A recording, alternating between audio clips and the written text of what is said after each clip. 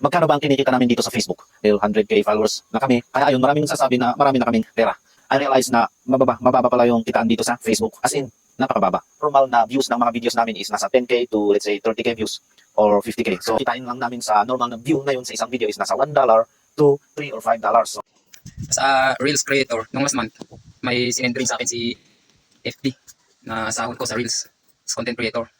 Hindi kagaya ni Hinyon TV, di ba? Hindi kasi pwedeng ikumpara sila Hinyon TV at ako. Kasi sila marami na silang napatunayan. Digital editing na sila, film editing, film content creator. So, nagpre-print up na rin sila, di ba? At nag-guest sa mga malalaking okasyon, di ba? Hindi ako pwedeng kumpara sa kanila. Pero sa akin lang, reveal ko rin sa akin yung kung paano yung sahuran ng FB sa Reels. Sinabi ni Sir Hinyon TV, yung reach ng kanilang views sa na-consistent yung isang views sa 10k to 50k is sahod sila ng $1 to $3. Sa amin naman, so nag-drone kami sa Banawe, tapos naka 13k views, lampas 10k na yun.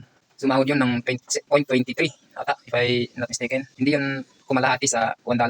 Reels yun, hindi yun in-stream ads, gaya ng mga pinopost nila Hinyon TV. At saka yung may sulat-sulat, yung may nakalagay na pagod na ako, yung convo na nakapin sa account ko. Kita yun ng $17, 600k views. Kung depende talaga ako kung anong reach ng isang videos ang kitaan.